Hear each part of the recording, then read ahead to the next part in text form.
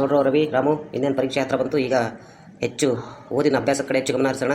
ನಿನ್ನೆ ನೋಡು ನಾನೊಂದು ಒಳ್ಳೆ ಕೆಲಸ ಮಾಡಿದ್ದೀನಿ. ಏನು ಗೊತ್ತಾ, ಈ ನಕ್ಷಾ ವಿಧಾನ ಗ್ರಾಫ್ ಇದೆಯಲ್ಲ, 4 ಮಾರ್ಕ್ಸ್ ಕೇಳ್ತಾರೆ. ಇದನ್ನು ನಿನ್ನೆ ರಾತ್ರಿ ನಾನು ಪರ್ಫೆಕ್ಟ್ ಆಗಿದ್ದೀನಿ, 4 ಟೈಪ್ ಲೆಕ್ಕ ಮಾಡಿ ಪರ್ಫೆಕ್ಟ್ ಆಗಿದ್ದೀನಿ.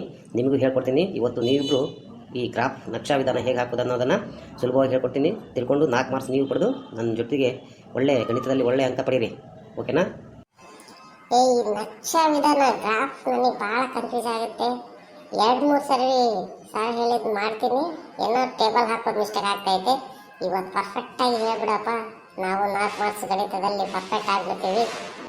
ಅಭಿ, ನನಗೆ ಫಸ್ಟ್ ಹೇಳ್ಕೊಡು. ಈ ಗ್ರಾಫು ಭಾಳ ತಲೆ ತಿಂತೈತೆ. 4 ಮಾರ್ಕ್ಸ್ ಭಾಳ ಇಂಪಾರ್ಟೆಂಟು. ಇದನ್ನು ಪರ್ಫೆಕ್ಟಾಗಿ ಇವತ್ತು ಹೇಳ್ಕೊಡು. ಓಕೆ, ನನಗೂ ಭಾಳ ಎಕ್ಸೈಟ್ಮೆಂಟ್ ಇದೆ. ಈಸಿಯಾಗಿ ಹೇಳ್ಕೊಡು. ಓಕೆ, ಪ್ರಶ್ನೆ ಈ ರೀತಿ ಕೇಳ್ತಾರೆ. 35 ಅಥವಾ 36ನೇ ಪ್ರಶ್ನೆ, 4 ಅಂಕದ ಪ್ರಶ್ನೆ ಈ ರೀತಿ ಇರುತ್ತೆ. x + 2y = 6 ಮತ್ತು x 2 ರೇಖಾತ್ಮಕ ಸಮೀಕರಣಗಳ ಜೋಡಿ ಕೊಟ್ಟಿದ್ದಾರೆ ನೋಡಿ. x + y = 5 ರೇಖಾತ್ಮಕ ಜೋಡಿಯನ್ನು ನಕ್ಷಾ ವಿಧಾನದಿಂದ ಬಿಡಿಸಿರಿ ಅಂತ 4 ಮಾರ್ಕ್ಸ್ ಈ ರೀತಿ ಪ್ರಶ್ನೆ ಕೇಳ್ತಾರೆ. ಈ ರೀತಿ ಕೊಟ್ಟಾಗ 2 ರೇಖಾತ್ಮಕ ಸಮೀಕರಣಕ್ಕೆ ಒಂದು ಟೇಬಲ್ ಹಾಕೋಬೇಕು. ಟೇಬಲ್ ಯಾವ ರೀತಿ ಅನ್ನೋದನ್ನು ನೋಡಿ. ಫಸ್ಟ್ 1ನೇ ಸಮೀಕರಣಕ್ಕೆ ಹಾಕೋಣ.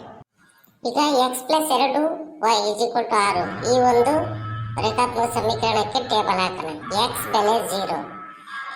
ಬೆಲೆ 0 ಆದಾಗ 2y ಉಳಿತದೆ.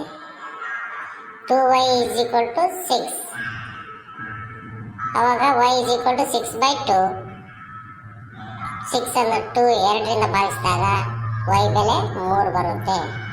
y ಜಾಗದಲ್ಲಿ 3 ಬರೀಬೇಕು. ಈಗ ಇನ್ನೊಂದು ಬೆಲೆ ಹಾಕೋಣ. ವೈಗೆ 0 ಹಾಕಬೇಕು. ವೈಗೆ 0 ಹಾಕಿದಾಗ 2y ಅಂದರೆ ಅದು ಹೋಲು 2y 0 ಆಗಿಬಿಡುತ್ತೆ. 0 ಇಂದ y ಜಾಗದಲ್ಲಿ 0 ಹಾಕಿದಾಗ 2 × 0 0 ಆಗಿಬಿಡುತ್ತೆ. x = 6. ನೆಕ್ಸ್ಟ್ x ಜಾಗದಲ್ಲಿ ಎಷ್ಟು ಬರೀಬೇಕು? 6 ಬರೀಬೇಕು. ಈ ರೀತಿ ಬಿಂದುಗಳನ್ನು, ನಿರ್ದೇಶಾಂಕ ಬಿಂದುಗಳನ್ನು ಬರ್ಕೋಬೇಕು. 0,3 0,6. ನೆಕ್ಸ್ಟ್ ಇನ್ನೊಂದು ರೇಖಾತ್ಮಕ ಸಮೀಕರಣಕ್ಕೆ ಒಂದು ಟೇಬಲನ್ನು ಹಾಕೋಣ. ಈಗ ನಮ್ಮ ಮುಂದೆ ಇನ್ನೊಂದು ರೇಖಾತ್ಮಕ ಸಮೀಕರಣ ಇದೆ. x + y = 5. ಈ ಒಂದು ರೇಖಾತ್ಮಕ ಸಮೀಕರಣಕ್ಕೆ ನಾವು ಟೇಬಲ್ x y ಬೆಲೆಯನ್ನು ಹಾಕೋಣ. ಯಾವ ರೀತಿ ಅನ್ನೋದು ನೋಡೋಣ. x 0 ಇದೆ. x 0 ಇದ್ದಾಗ y ನ ಬೆಲೆ 5. x ನಾವು 0 ಆದಾಗ y = 5 ಆಗುತ್ತೆ. ಅದೇ ರೀತಿ y 0 ಕೊಟ್ಟಾಗ y 0 ಆದಾಗ x ಬೆಲೆ 5 ಆಗುತ್ತೆ. ಓಕೆ, ಈ ರೀತಿ ಟೇಬಲ್ ರೆಡಿ ಆಗಬೇಕು. ನಮಗೆ ನಿರ್ದೇಶಾಂಕ ಬಿಂದುಗಳು 0,5 5,0 ಈ ರೀತಿ ಟೇಬಲ್ ರೆಡಿ ಮಾಡಿಕೊಂಡ್ರೆ ನಾವು ಈಸಿಯಾಗಿ ನಾವು ಗ್ರಾಫ್ ಹಾಕ್ಬೋದು. ಗ್ರಾಫ್ ಹಾಕೋದು ಯಾವ ರೀತಿ ಅಂತ ನೋಡೋಣ. ನಮ್ಮ ಹತ್ರ 2 ಟೇಬಲ್ ಇದೆ, ಅದನ್ನು ನೋಡೋಣ. ಈಗ ನಾವು ನಕ್ಷೆ ಗ್ರಾಫನ್ನು ಹಾಕೋಣ. x ಅಕ್ಷ ಮತ್ತು y ಅಕ್ಷವನ್ನು ಗುರುತಿಸ್ಕೋಬೇಕು. ಈಗ ಮೊದಲೇ ಬಾಕ್ಸಲ್ಲಿ 0,3 0 x ಅಕ್ಷದಲ್ಲಿ 0 ನೋಡಬೇಕು, y ಅಕ್ಷದಲ್ಲಿ +3 ಮೇಲೆ ಹೋಗಬೇಕು. y ಅಕ್ಷ ನಮಗೆ ಗೊತ್ತಿದೆ. y ಅಕ್ಷದಲ್ಲಿ 3 ಗುರುತು ಮಾಡಿದ್ದೀವಿ, ಬಿಂದು 3 ಗುರುತು ಮಾಡಿದ್ದೀವಿ. ಅದೇ ರೀತಿ 2ನೇ ಪಾಯಿಂಟು 6, x ಅಕ್ಷ 6 ನೋಡಬೇಕು. 6 ಎಲ್ಲಿದೆ ನೋಡಿ, +6 ಇಲ್ಲಿದೆ. ಮತ್ತು y 0 ಅಂದರೆ 6 ಗುರುತು ಮಾಡಿ. x ಅಕ್ಷದಲ್ಲಿ 6 ಗುರುತು ಮಾಡಬೇಕು. 3 ಮತ್ತು 6 x ಅಕ್ಷದಲ್ಲಿ ಗುರುತು ಮಾಡಿದ್ದೀವಿ. ಅದನ್ನು ಒಂದು ಸ್ಕೇಲಿಂದ ಸಹಾಯದಿಂದ 2 ಬಿಂದುಗಳನ್ನು ಸೇರಿಸುವ ರೇಖಾಖಂಡವನ್ನು ಹೇಳಬೇಕು. 3 ಮತ್ತು 6 ಇದೊಂದಾಯಿತು. ನೆಕ್ಸ್ಟ್ ಈಗ 0,5 x ಅಕ್ಷದಲ್ಲಿ 0 y ಅಕ್ಷದಲ್ಲಿ 5 ಗುರುತು ಮಾಡಬೇಕು. ಅದೇ ರೀತಿ ನೆಕ್ಸ್ಟ್ ಬಿಂದು 5,0 x ಅಕ್ಷದಲ್ಲಿ 5 ಗುರುತು ಮಾಡಬೇಕು. ಇದನ್ನು 5 ಮತ್ತು y ಅಕ್ಷ ಮತ್ತು x ಅಕ್ಷ 5 ಸೇರಿಸಿದರೆ ಈ ಬಿಂದು ಎಲ್ಲಿ ಟಚ್ ಆಗಿದೆ?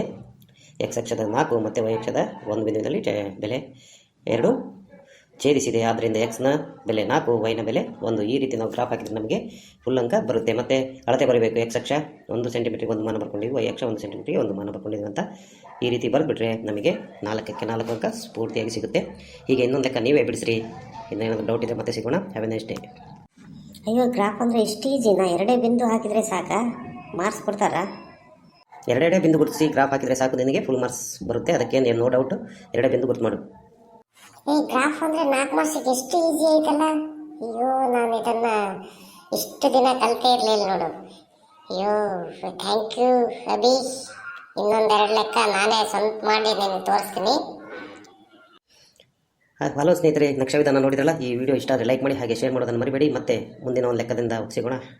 ಅಲ್ಲಿವರೆಗೂ ಗುಡ್ ಬೈ.